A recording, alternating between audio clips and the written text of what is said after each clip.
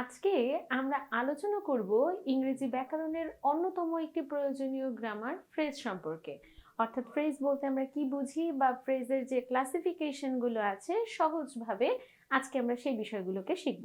প্রথমে আসা যাক ফ্রেজের কাছে। ফ্রেজ বলতে আমরা কি বুঝি?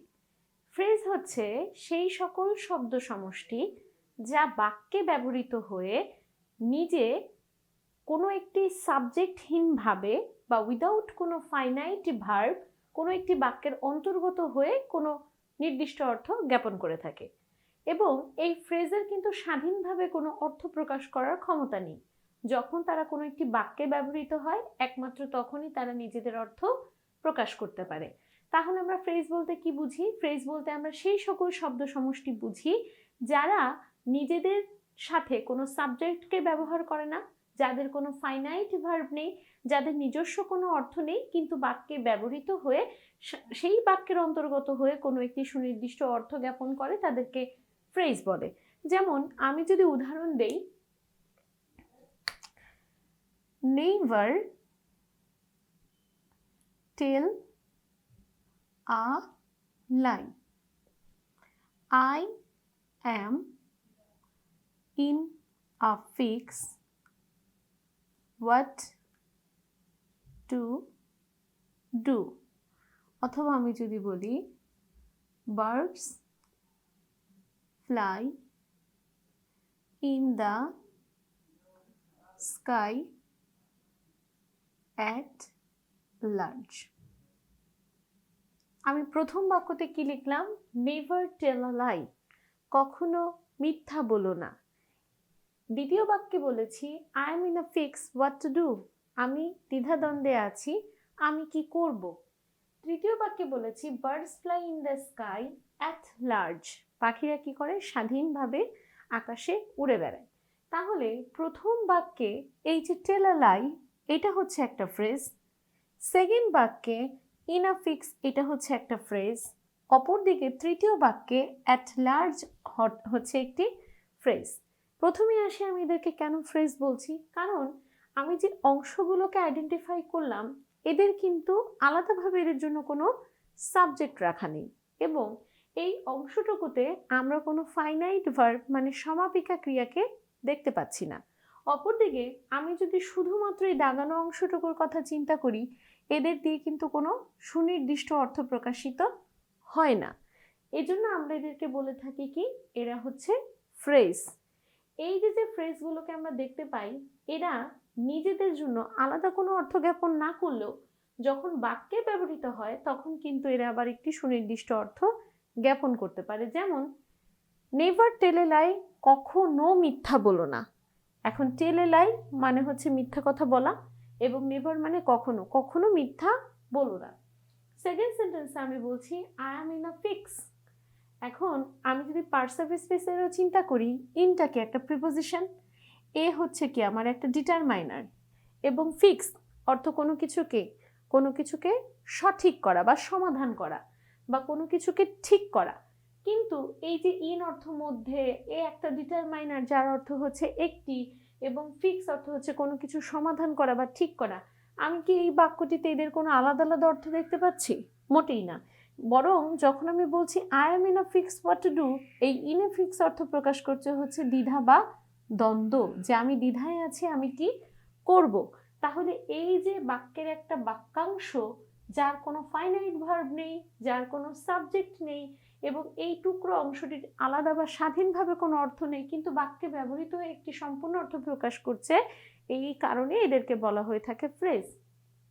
যেমনটা আমরা তৃতীয় বাক্যেও দেখে থাকি। যেমন অ্যাট একটা কি প্রিপোজিশন, লার্জ অর্থ কি বড়, কিন্তু যখন আমরা অ্যাট লার্জ একসাথে বলছি তখন কি আমার আলাদা আলাদা কোনো অর্থ প্রকাশ পাচ্ছে? ওটাই না, বরঞ্চ আমরা অ্যাট লার্জ অর্থ কি পাই? স্বাধীনভাবে, যে birds fly in the sky at large, যে পাখিরা স্বাধীনভাবে কি করে থাকে? আকাশে উড়ে থাকে। তাহলে এই সমস্ত কারণে আমরা এদেরকে বলে থাকি ফ্রেজ। কি কারণে? যে এই অংশগুলোর কোনো সাবজেক্ট নেই, ফাইনাইট ভার্ব নেই, নিজস্ব কোনো মিনিং তাও নেই, কিন্তু যখন এরা কোনো বাক্যের অন্তর্গত হয় তখন কি করে থাকে, তার একটি ডিফারেন্ট অর্থ আমাদের কাছে প্রকাশ করে থাকে, তাই এদেরকে আমরা বলে থাকি ফ্রেজ। এখন আমরা বাক্যে ফ্রেজ ব্যবহার করি কেন? আমরা একাধিক কারণে বাক্যে ফ্রেজ ব্যবহার করে থাকি। প্রথম যে কারণটা সেটা হচ্ছে বাক্যের যে শৃঙ্খলতা আছে বা সৌন্দর্য আছে সেটাকে বৃদ্ধি করার জন্য আমরা সাধারণত ফ্রেজ ব্যবহার করে থাকি। অপরদিকে আমরা সাধারণত কোনো একাধিক ওয়ার্ড পাশাপাশি বসিয়ে সংকুচিত আকারে কোনো একটি অর্থ প্রকাশ করার জন্য কিন্তু ফ্রেজকে ব্যবহার করে থাকি। এখন বাক্যে আমরা কোন কোন ফ্রেজগুলোকে ব্যবহার করে থাকি, অর্থাৎ ফ্রেজ কত ধরনের হয়ে থাকে, এখন আমরা শিখব সেই বিস্তারিত সেই সকল সম্পর্কে। এবার তাহলে আমরা আলোচনা করব ফ্রেজের ক্লাসিফিকেশন সম্পর্কে, অর্থাৎ আমরা বাক্যে মূলত কোন কোন ধরনের ফ্রেজগুলোকে ব্যবহার করে থাকি। আমি ইতোমধ্যেই ফ্রেজের ক্লাসিফিকেশনগুলো বোর্ডে লিখেছি। আমরা বাক্যে ফ্রেজের ব্যবহারের ধরন বা এই ফ্রেজগুলোর গঠন অনুযায়ী ফ্রেজকে কখনো কখনো আমরা বলে থাকি 5 ভাগে ভাগ করা যায়, কখনো আমরা বলে থাকি যে 8 ভাগে ভাগ করা যায়, কখনো আবার বলে থাকি 12 ভাগে ভাগ করা যায়। আজকে আমি বিস্তারিত এখানে যতগুলো প্রকারভেদ আছে সবগুলো সম্পর্কেই কিন্তু আলোচনা করব। তাহলে প্রথমেই আসি যে ফ্রেজকে আমরা কয় ভাগে ভাগ করতে পারি। ফ্রেজকে আমরা মূলত 9টি ভাগে ভাগ করতে পারি এবং এই 9 ভাগের মধ্যে অন্যতম প্রথম যে ফ্রেজটা আমরা পাই নাউন ফ্রেজ, একে আবার 3টি ভাগে ভাগ করে থাকি। এবার প্রথমে আসি ফ্রেজকে আমরা প্রধানত কোন 9টি ভাগে ভাগ করে থাকি। প্রথমত আমরা যে ভাগগুলোতে করে থাকি সেটা হচ্ছে noun phrase, prepositional phrase, adjective phrase, adverb phrase, verb phrase, conjunctional phrase, interjectional phrase, participle phrase এবং অ্যাবসোলিউট ফ্রেজ। এখন কথা হচ্ছে আমরা কিন্তু সবগুলো সম্পর্কেই কিছু না কিছু জানি। যেমন নাউন কথাটার সাথে আমরা পরিচিত, যখন কোনো কিছুর নাম বোঝায় তাকে নাউন বলে। নাউন কোনো একটা বাক্যে সাধারণত সাবজেক্ট হিসেবে ব্যবহৃত হয়, আবার কখনো অবজেক্ট হিসেবে ব্যবহৃত হয়। প্রিপোজিশন বলতেও আমরা জানি যে প্রিপোজিশন সাধারণত পদান্বয়ী অব্যয়, যেগুলো বাক্যে অবস্থান করে থাকে এবং বাক্যে সাধারণত কোনো একটা স্থান নির্দেশ করার কাজে বা কোনো কিছু সংযুক্তির কাজে প্রিপোজিশনকে আমরা ব্যবহার করে থাকি। অ্যাডজেক্টিভ দ্বারা আমরা কি বুঝে থাকি, কোনো একটা নাউন বা প্রোনাউনের দোষ, গুণ, অবস্থার সংখ্যা, পরিমাণ। অ্যাডভার্ব বলতে আমরা কি বুঝে থাকি, কোনো একটা নাউন অথবা কোনো একটা ভার্ব, কোনো একটা অ্যাডজেক্টিভ, এদেরকে যে এই ওয়ার্ডটি মডিফাই করে থাকে তাদেরকে আমরা অ্যাডভার্ব হিসেবে চিনে থাকি। ভার্ব বলতে আমরা কোনো কিছুর কাজের নামকে বুঝে থাকি। কনজাংশন বলতে আমরা সংযোজক অব্যয়কে বলে থাকি, যার কাজ প্রধানত হচ্ছে কোনো কিছুকে সংযুক্ত করা। ইন্টারজেকশনাল ফ্রেজ বলতে কি, আমরা আকস্মিক আমাদের মনোভাবটাকে প্রকাশ করার জন্য যে শব্দগুলোকে ব্যবহার করি তাদেরকে আমরা ইন্টারজেকশন হিসেবে চিনি। অপরদিকে পার্টিসিপাল এবং অ্যাবসোলিউট আমাদের কাছে কিছুটা নতুন, আবার নতুন নয়, আশা করি বিস্তারিত আলোচনার মধ্য দিয়ে প্রকাশ হয়ে যাবে। মূলত এই যে আমাদের পরিচিত কিছু শব্দ, এই শব্দটার সাথে ফ্রেজ কথাটি যুক্ত হয়েছে।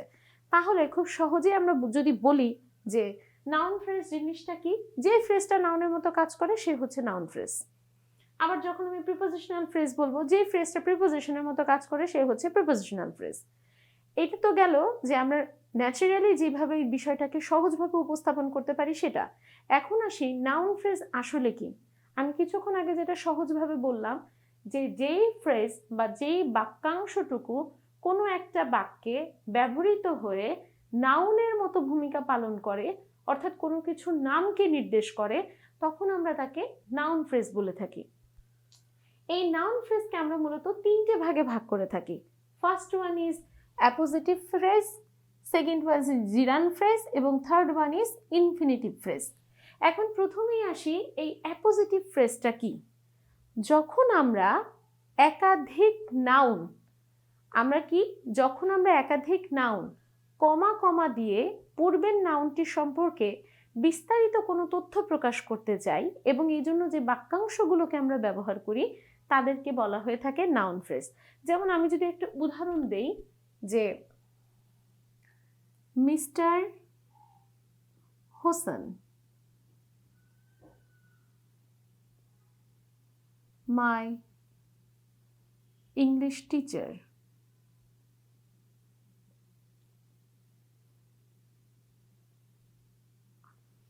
is completing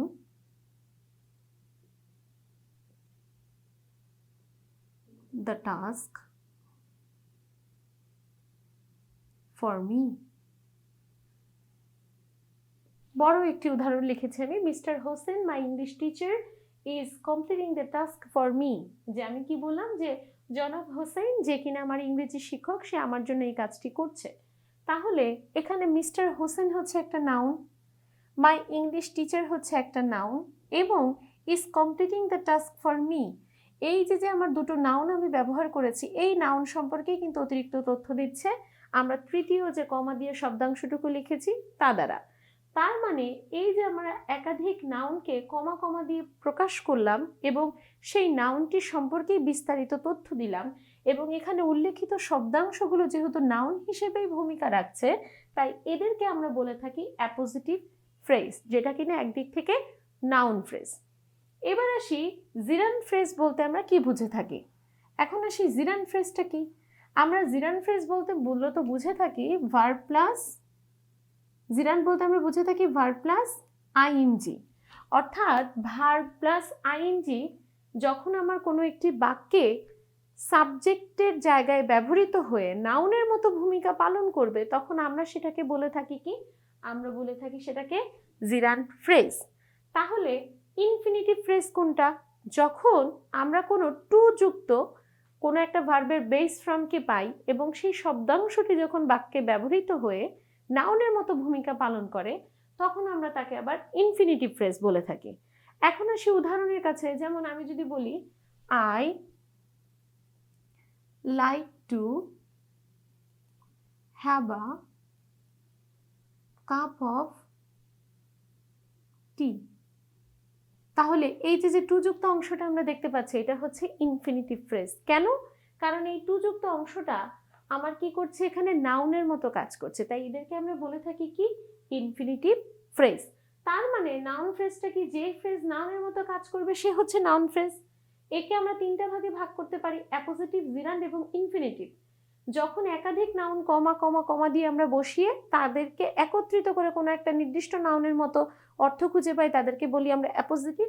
যখন ভার্বের সাথে আইএনজি যুক্ত হয়ে কোনো একটি জিরান্ড ফ্রেজ কি করে থাকে, আমার নাউন ফ্রেজের মতো ভূমিকা পালন করে থাকে, তাকে আমরা বলে থাকি নাউন ফ্রেজ। যখন টু যুক্ত ভার্বের বেস ফ্রম কোনো একটি বাক্যে কোনো একাধিক শব্দাংশের সাথে ব্যবহৃত হয়ে নাউনের মতো কাজ করে থাকে, তাদেরকে আমরা বলে থাকি নাউন ফ্রেজ। এবার আসা যাক প্রিপোজিশনাল ফ্রেজটা কি। সহজভাবে যখনই কোনো ফ্রেজ প্রিপোজিশনের মতো কাজ করবে আমরা তাকে প্রিপোজিশনাল ফ্রেজ বলবো। যেমন আমি যদি বলি the book is on the table, তাহলে এই যে আমি বললাম the book is on the table, এই যে অন দ্য টেবল আমার কি প্রিপোজিশন যুক্ত কোনো একটা শব্দাংশ, এবং তারা সম্মিলিতভাবে কি করছে, একটি অর্থ প্রকাশ করছে, এবং আমি সম্মিলিত অংশটুকুর মধ্যে কিন্তু কোনো ফাইনাইট ভার্ব খুঁজে পাচ্ছি না, কোনো এদের জন্য আলাদাভাবে কোনো সাবজেক্ট খুঁজে পাচ্ছি না, কিন্তু অন দ্য টেবিলে পুরোটা কি করছে, প্রিপোজিশনের মতো কাজ করছে, তাই একে আমরা বলে থাকি কি, প্রিপোজিশনাল ফ্রেজ। তাহলে এখন প্রশ্ন হতে পারে অ্যাডজেক্টিভ ফ্রেজটা কি? খুবই সহজ, যখন আমরা বাক্যের মধ্যে কোনো একটি শব্দাংশকে একইভাবে অ্যাডজেক্টিভের মতো ভূমিকা পালন করতে দেখব, তখন তাকে আমরা বলবো কি, তাকে আমরা বলবো অ্যাডজেক্টিভ ফ্রেজ। তাহলে অ্যাডজেক্টিভ ফ্রেজ আবার হিসেবে আমরা উদাহরণ দিতে পারি কি, যেমন আমরা বলতে পারি the man in the field is my uncle. আমরা এখানে অ্যাডজেক্টিভ ফ্রেজ বলতে তাহলে কোনটাকে বুঝে থাকি, যেমন আমি যদি বলি the man in the field is my uncle, তাহলে এই যে ইন দ্য ফিল্ড এই অংশটুকু কি করছে, কোনো একটি বাক্যে ব্যবহৃত হয়ে এই বাক্যের যে সাবজেক্ট ছিল সেই সাবজেক্টটি সম্পর্কে অতিরিক্ত তথ্য দান করছে, তার অবস্থান সম্পর্কে। তাহলে কি করছে, এই অংশটুকু আমার অ্যাডজেক্টিভের মতো কাজ করছে, তাহলে এটা হয়ে যাবে আমার অ্যাডজেক্টিভ ফ্রেজ। তাহলে অ্যাডভার্ব ফ্রেজ কোনটা? আমরা নর্মালি জানি একটা অ্যাডভার্ব কি করে থাকে, কোনো একটি বাক্যে অবস্থান করে সেই বাক্যের নাউনকে অথবা অ্যাডজেক্টিভকে অথবা তার মতো অন্য কোনো একটি অ্যাডভার্বকে মডিফাই করে থাকে। ঠিক তেমনি এখানেও যদি কোনো একটি ফ্রেজ অ্যাডভার্বের মতো কাজ করে থাকে, তাদেরকে আমরা বলবো অ্যাডভার্বিয়াল ফ্রেজ অথবা অ্যাডভার্ব ফ্রেজ। যেমন আমি যদি বলি শি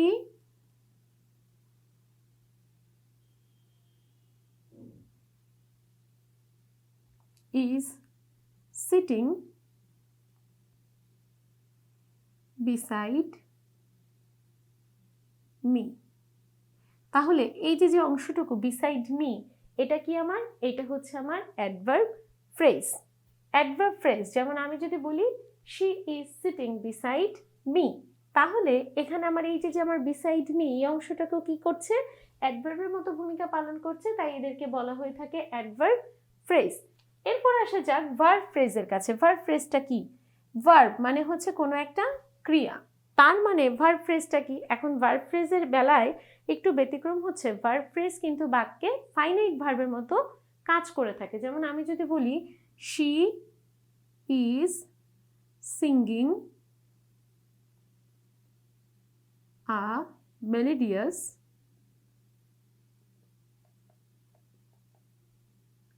song, তাহলে এই যে ইজ সিঙ্গিং অংশটা এটা কি? এটা হচ্ছে ভার্ব ফ্রেজ, অর্থাৎ কোনো একটা শব্দাংশ কি করছে? পুরোপুরি একটা ভার্বের মতো কাজ করছে। এবং কোন ভার্বের মতো কাজ করছে? অবশ্যই একটা ফাইনাইট ভার্বের মতো কাজ করছে, তাহলে এদেরকে আমরা বলে থাকি ভার্ব ফ্রেজ। তাহলে কনজাংশনাল ফ্রেজটা কি? আমি যদি বলি কাম হিয়ার